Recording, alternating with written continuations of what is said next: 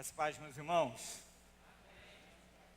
Que alegria poder louvar ao Senhor com os nossos adolescentes e participar dessa celebração tão preciosa ao nome do nosso Senhor e Salvador Jesus Cristo. Nosso propósito nessa noite é honrar o Senhor e já estamos vivenciando o mês de dezembro desse ano de 2024 e por isso, já mencionando nos nossos cultos o Natal. E realmente é uma época muito especial do nosso ano para cada um de nós como cristão, porque nós temos a oportunidade de relembrar daquilo que o Senhor fez em favor do seu povo, enviando Jesus Cristo como nosso Salvador. Quero convidar você a abrir a sua Bíblia no primeiro capítulo do Evangelho de Mateus, a partir do verso de número 18. Eu vou ler na Nova Versão Internacional, leremos até o verso de número 25. Mateus capítulo 1, de 18 a 25. Mateus 1, 18 a 25. Diz assim a palavra do Senhor. Foi assim o nascimento de Jesus Cristo. Maria, sua mãe, estava prometida em casamento a José. Mas antes que se unissem, achou-se grávida pelo Espírito Santo. Por ser José, seu marido, um homem justo, e não querendo expô-la à desonra pública, pretendia anular o casamento secretamente. Mas depois de ter pensado nisso, apareceu-lhe um anjo do Senhor em sonho e disse: José, filho de Davi, não tema receber Maria como sua esposa, pois o que nela foi gerado procede do Espírito Santo. Ela dará à luz um filho, e você deverá dar-lhe o nome de Jesus, porque ele salvará o seu povo dos seus pecados. Tudo isso aconteceu para que se cumprisse o que o Senhor dissera pelo profeta: a virgem ficará grávida e dará à luz um filho, e o chamarão Emanuel, que significa Deus conosco. Ao acordar, José fez o que o anjo do Senhor lhe tinha ordenado, e recebeu Maria como sua esposa, mas não teve relações com ela, enquanto ela não deu à luz um filho, e ele lhe pôs o nome de Jesus. Vamos orar mais uma vez? Santo e bendito Deus, temos diante de nós mais uma vez nessa noite a tua santa palavra.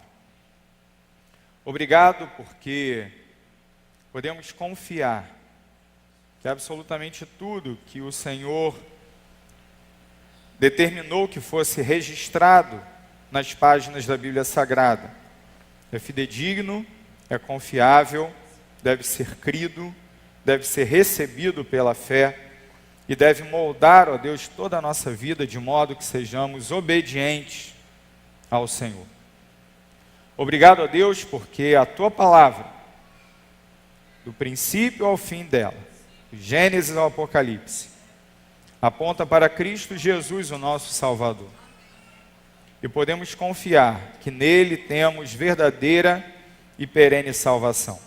Obrigado a Deus pelas tuas promessas. E obrigado porque aqui o Senhor nos permite nos ajuntarmos mais uma vez, com o objetivo de sermos relembrados do teu grande amor por nós. Te agradecemos em nome de Jesus. Amém.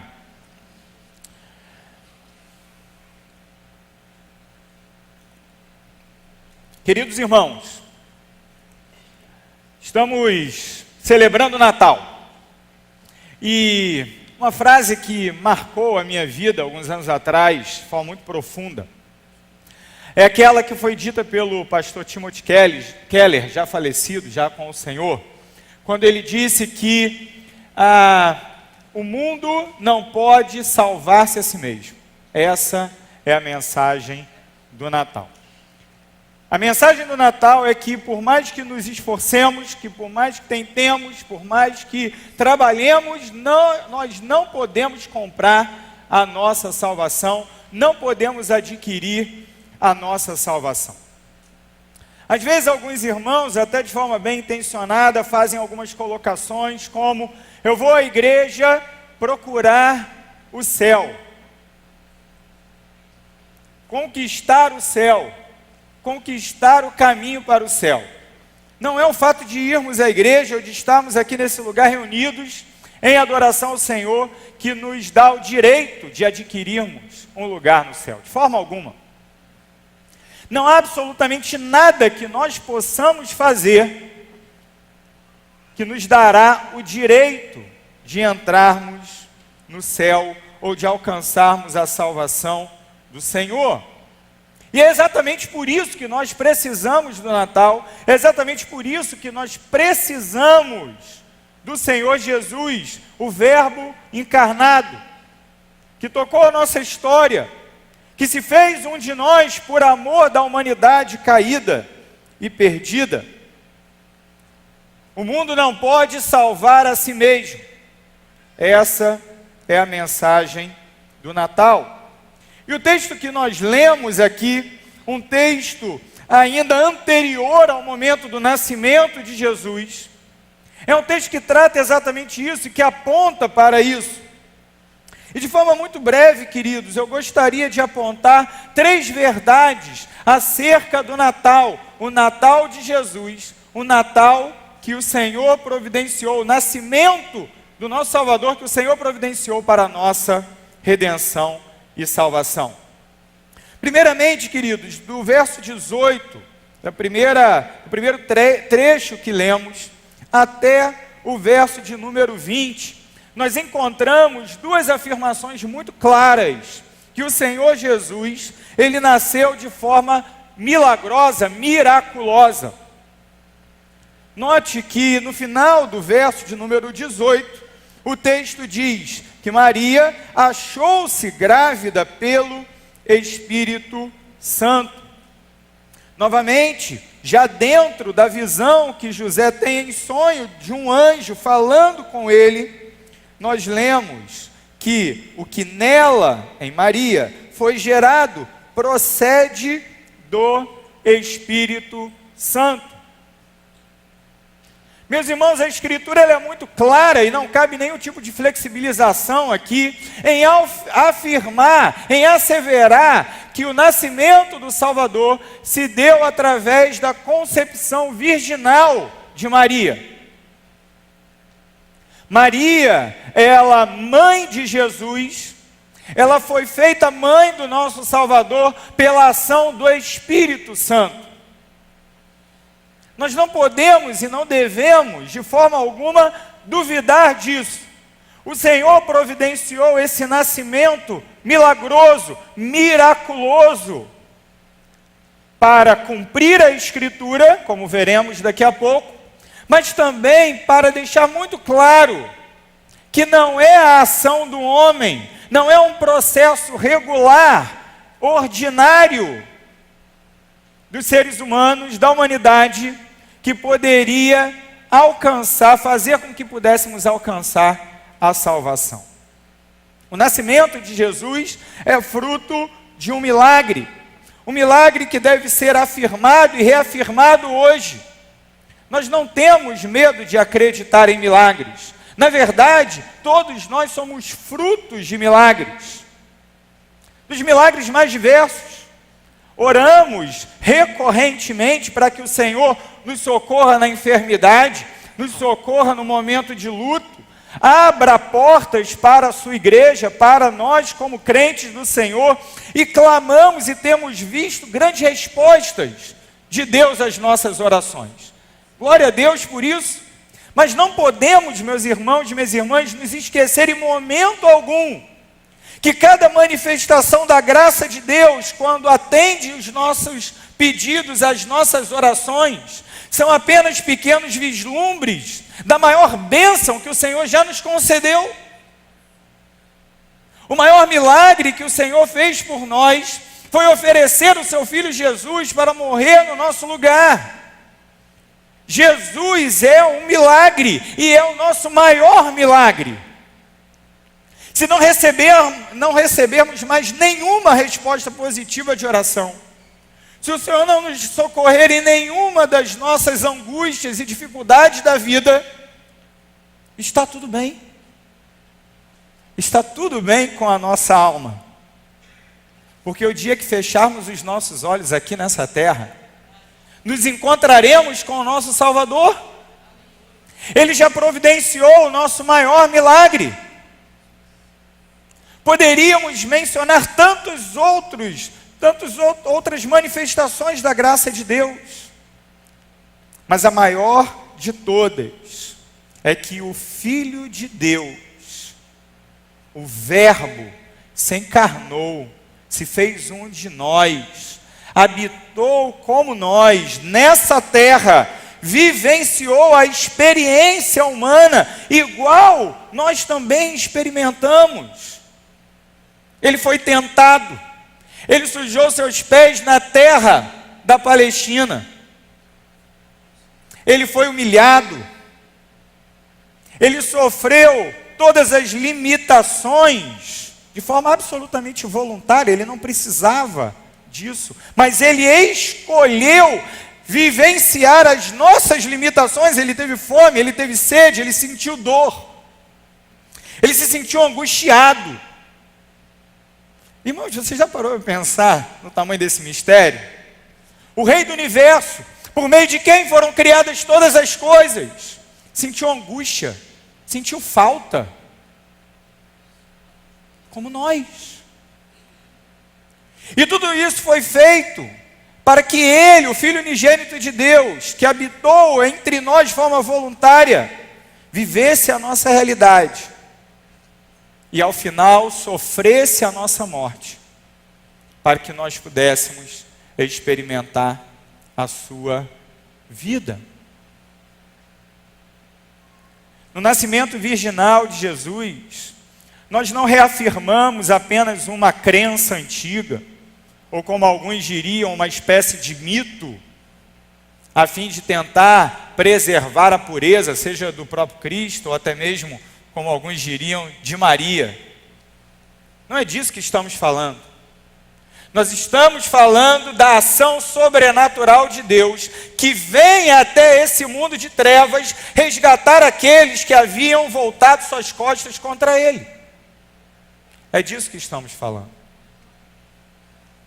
Sem pecado, sem absolutamente qualquer mancha, o nosso Salvador foi concebido,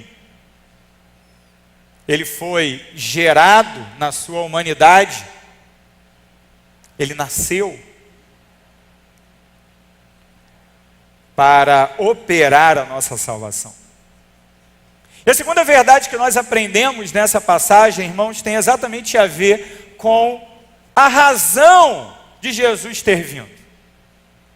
Por que o Cristo, o Verbo, nos foi dado? Por que Ele se manifestou entre nós?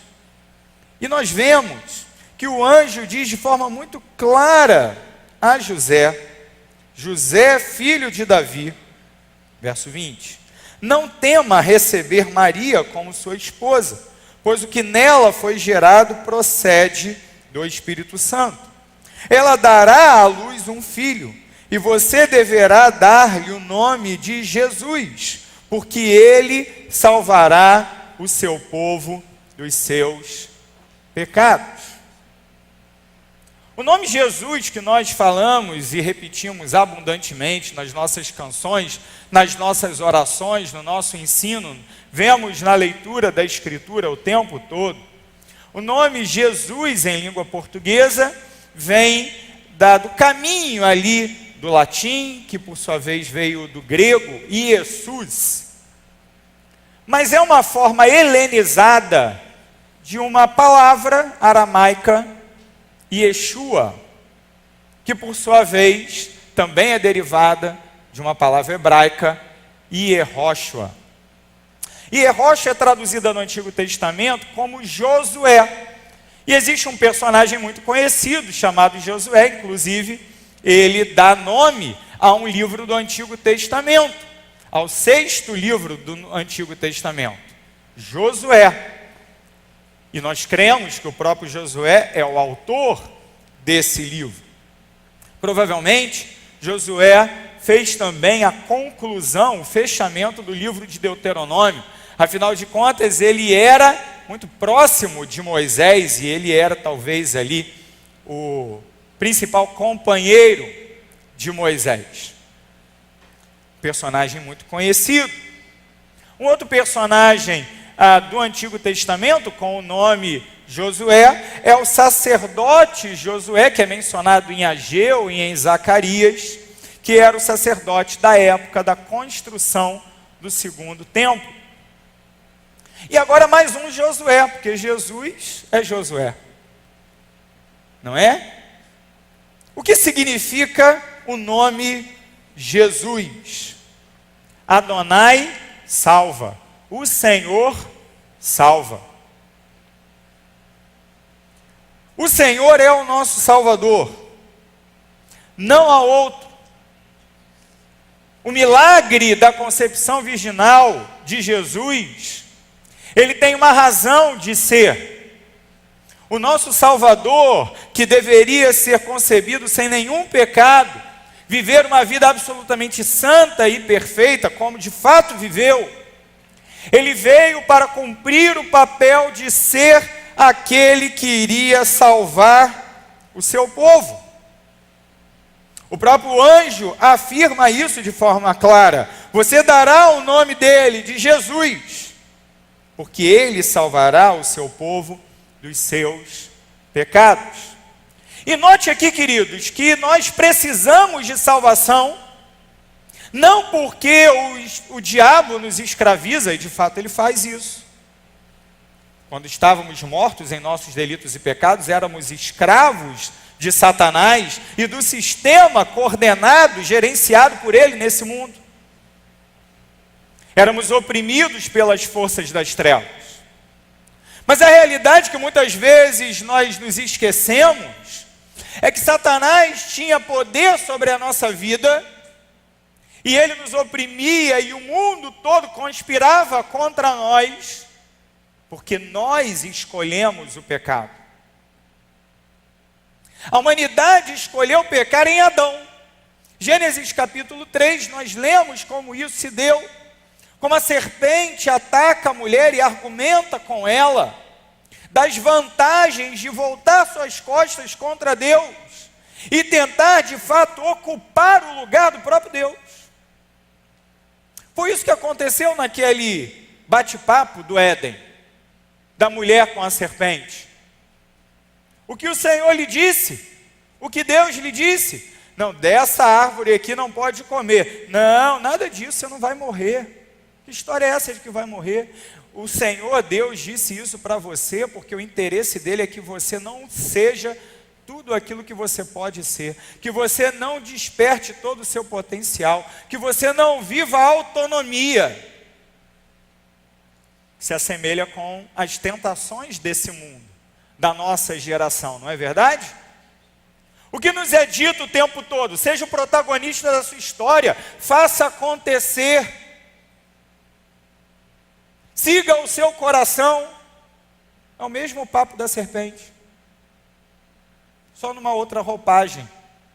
O marketing muda, mas a tese é a mesma. O homem não precisa de Deus. É isso que o diabo continua falando aos nossos ouvidos, e nós continuamos, como seres humanos pecadores que somos, acreditando nessa mentira, crendo que nós podemos viver de forma alheia à existência de Deus, como se nós pudéssemos ter vida verdadeira desconectados da presença do Senhor.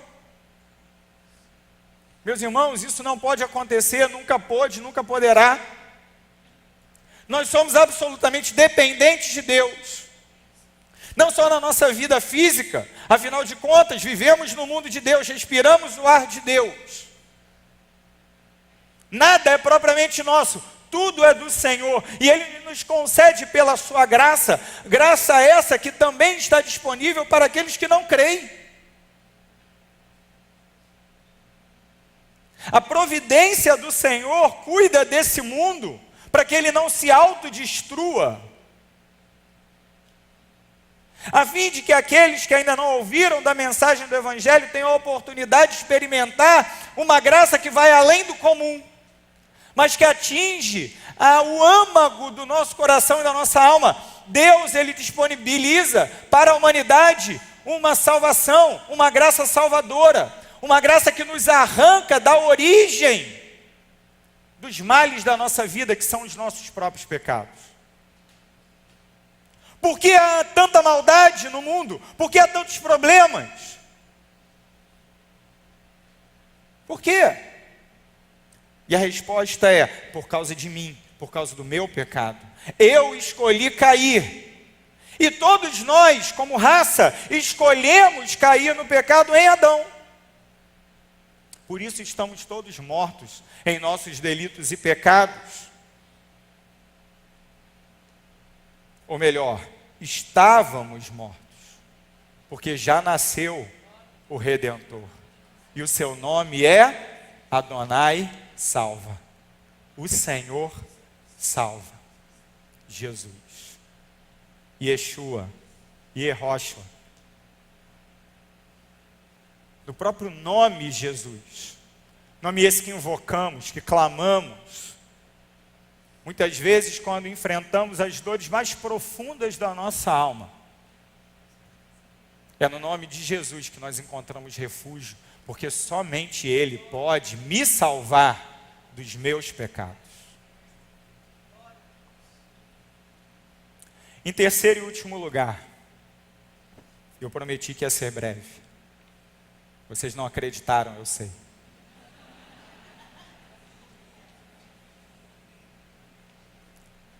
O seu nome será Emanuel. O nascimento de Jesus é fruto de um milagre. Ele veio para nos salvar. E ele veio para nos salvar de dentro da nossa realidade.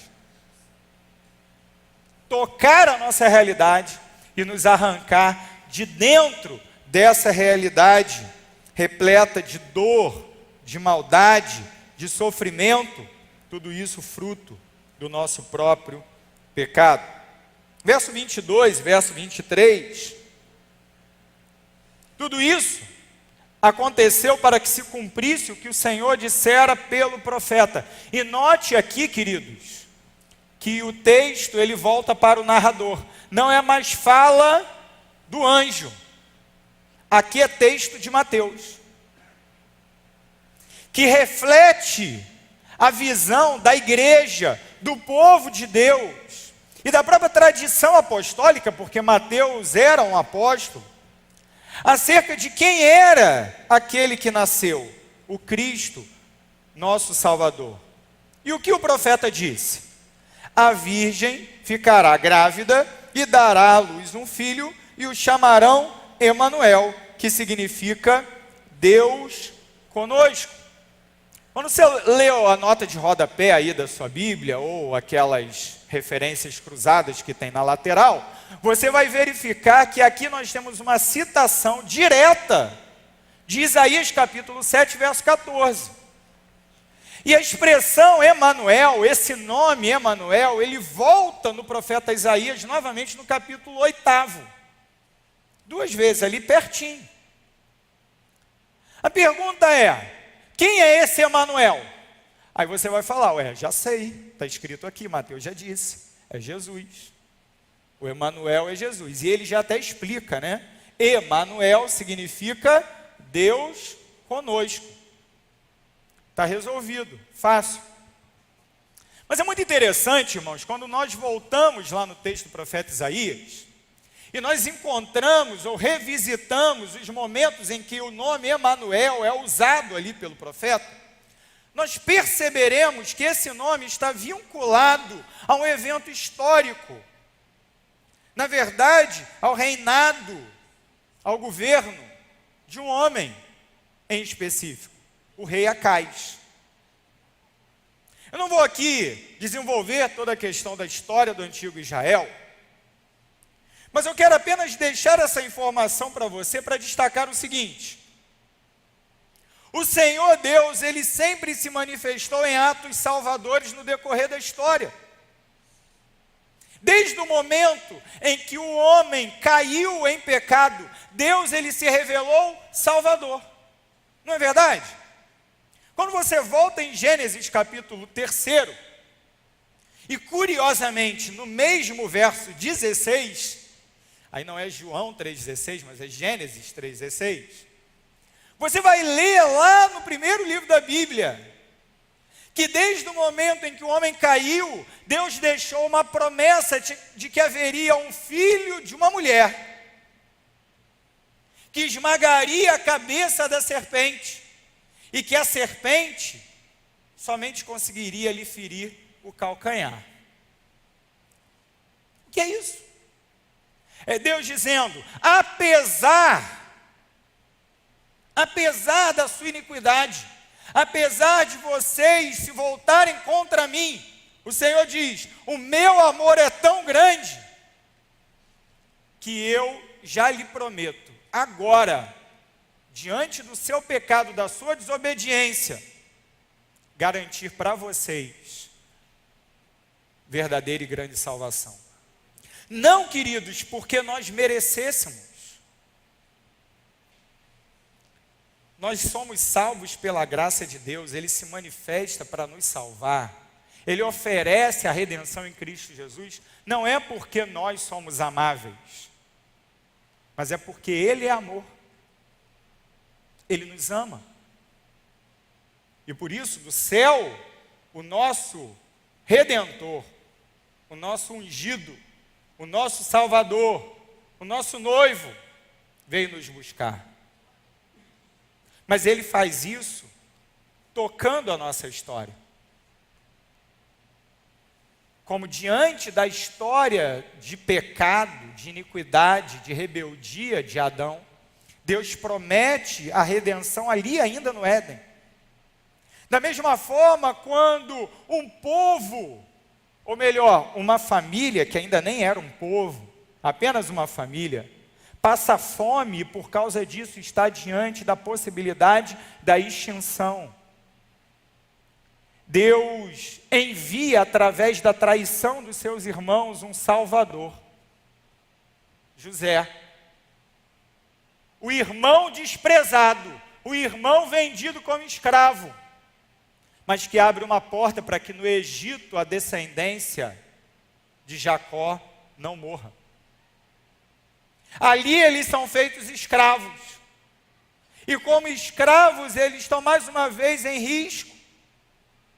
O Senhor levanta um Salvador, Moisés. E através do ministério de Moisés, o Senhor arranca o povo de Israel do Egito. Estabelece mais uma vez com aquele povo, agora não apenas uma família, mas um povo de milhões de pessoas, uma aliança. Eu sou o Senhor teu Deus que te tirei da terra do Egito, da casa da servidão. Não tenhais outros deuses diante de mim. O Senhor, estabelecendo essa aliança com Moisés, convida esse povo a viver em santidade de vida, em novidade de vida, em comunhão profunda com Ele. Mas o que o povo faz? Alojado na terra prometida. E aí já nos dias de Josué, depois de receber o desafio do próprio Josué, escolham hoje a quem vocês vão servir, eu e a minha casa serviremos ao Senhor, disse Josué. O povo escolheu os ídolos. E de forma cíclica, recorrente, o povo de Israel, no período dos juízes, se volta contra o Senhor que havia resgatado cada um deles. Até que Deus levanta um rei justo. O primeiro rei não foi justo. O primeiro rei veio como fruto da insistência de um povo ímpio. Mas o segundo rei, Davi, um homem segundo o coração de Deus, também aponta para a obra salvadora de Jesus Cristo. E Davi ouve do Senhor a promessa de que da sua família, da sua casa, o trono de Jerusalém jamais se apartaria. O reino se divide. A iniquidade toma conta, o povo é levado ao cativeiro, primeiro o reino do norte, pelos assírios, depois o reino do sul, pelos babilônios. Depois daquele ciclo de exílio na Babilônia, o povo de Judá pode retornar agora humilhado, diminuído. Mas mais uma vez um ato de salvação do Senhor. Liderados por um filho de Davi, Zorobabel. Um nome bom para você botar no seu próximo filho. Viu, Jamilis? Zorobabel. Mas ali também, ministrados pelo sacerdote, adivinha o nome dele? Josué. O povo reconstrói as muralhas da cidade. O povo reconstrói o templo do Senhor. E mais uma vez podem adorar ao Deus que os salvou da terra do Egito. O que é isso, meus irmãos? É o Senhor na história do seu povo se manifestando Salvador. Mas a religiosidade do povo de Israel os aprisionou de tal forma que eles não conseguiam mais enxergar o amor de Deus nas palavras da lei. Eles temiam tanto voltar para a Babilônia, perderem novamente a cidade de Jerusalém, perderem o templo, que eles se fecharam, se enclausurar, não consigo falar. Desculpa, queridos, é o aparelho. Se fecharam, se aprisionaram, se enclausuraram. Não, é questão de honra. No seu legalismo,